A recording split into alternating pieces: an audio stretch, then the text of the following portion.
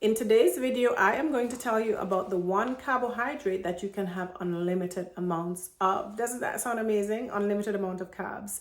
Well, that carbohydrate is actually fiber. Yes, fiber is a carbohydrate, but it is an undigestible carbohydrate. It does not get digested and absorbed into the system. And so for that reason, it has numerous benefits.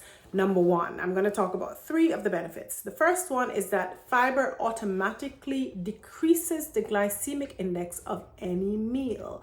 Why? Because fiber intertwines with everything so that the food itself, whatever it is that you're eating, is more slowly digested and absorbed. So when it comes to the sugars and more simple starches, because they're intertwined with the mesh of fiber, the body has to work a little harder, do a little bit of a tango dance to extract the energy from that food. And so because this happens, this energy extraction happens more slowly, it means the body has time to respond to the glucose that's produced as a result and utilize whatever it needs for energy. And well, hopefully not much would be left for storage as fat, because some of that will get trapped in the same fiber in the intestines. So again, fiber automatically decreases the glycemic index of any meal, but it also automatically reduces the total number of calories that you will ultimately absorb into your system from your plate. So fiber traps more food there, so the food moves down, more of the food moves down into the small intestines, and so you get that satiety signal a bit earlier. Okay, satiety signal meaning the signal that you're feeling full because the food is able to move down to the intestines. Food that is very rapidly digested and all absorbed from the stomach does not get to move further down the intestines into the small intestines, and so you may never get the satiety signal, and so you will continue to feel hungry, or certainly feel hungry very shortly after a meal when everything disappears from the stomach and into the bloodstream. Okay, so that's the second benefit of fiber, is that it triggers the satiety signal earlier so that you end up eating less overall. Now, the third benefit of fiber is that it actually pulls some food and moves down even further in the intestines, down to the colon, where it now becomes food for not. So we're not just talking about food for us, but we need to feed the good bacteria in our intestines. If no fiber gets down to the large intestines, and it means it's just the sort of toxic things that the body did not need and rejected and let pass out. But those toxins or chemicals will be food for the worst gut bacteria, okay, the worst intestinal bacteria. The good types of bacteria prefer plant-based foods, specifically the fiber and the phytonutrients that come from plants. And so having fiber means that you can propel more down to the good bacteria, specifically the fiber that they will work on, eat, nibble, break down to produce beneficial short chain fatty acids, and then also that fiber would have propelled the phytonutrients as well from the vegetables and whatever plant-based foods for the same bacteria. So those are 3 of the amazing benefits of fiber, a carb that you can eat unlimited amounts of. Now, nobody's gonna eat, like, it's not possible. That's the thing about natural things, is that it's actually not possible to overeat them, because you will feel full at the right time, and so you will self-limit the amount that you actually take in.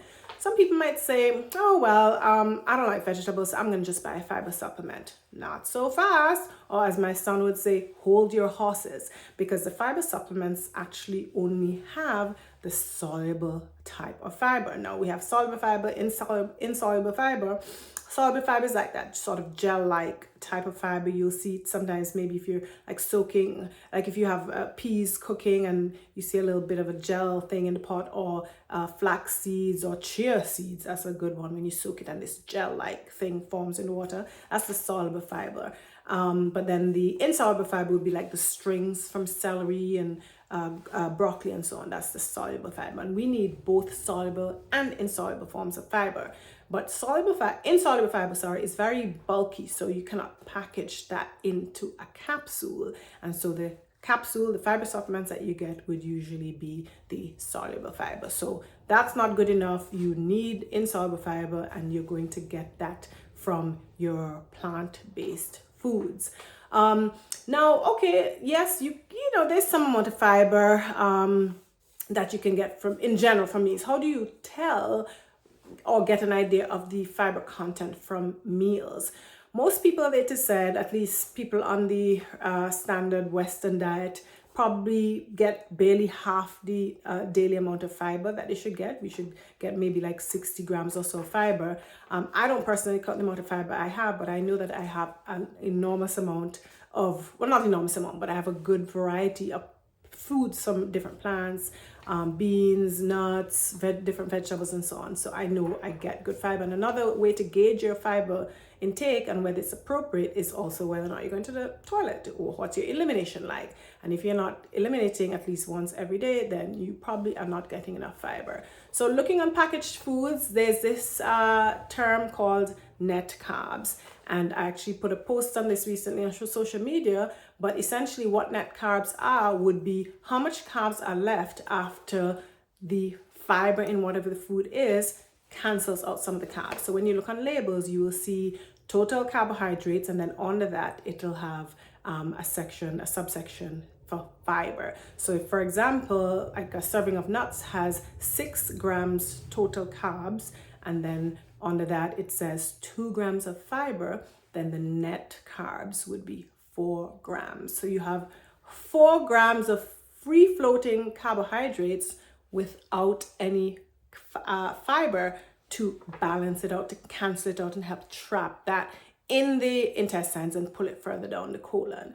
Ideally, if you are, for your packaged foods, you would like to see at least 1 gram of fiber for every 5 to 10 grams of carbohydrates. So that's kind of a good gauge to look at your foods. Of course, the less carbs, basically the lower the carbohydrate to fiber ratio, the better, because if you can almost get a 1-to-1 ratio of fiber to carbohydrates, well, that would be wonderful, wouldn't it be? Of course, that's not natural. For berries and healthy fiber-rich foods, you probably would be looking at a 1-to-5 ratio of fiber to carbohydrates. So that's a rough rule of thumb. But when you see a food has 40 grams of carbohydrates and no fiber, or 40 grams of carbohydrates and 1 gram of fiber, then that's a bit suboptimal. So I hope you all found this post helpful. Yes, there is a carbohydrate that you can have unlimited amounts of, although you might not want to. That is fiber.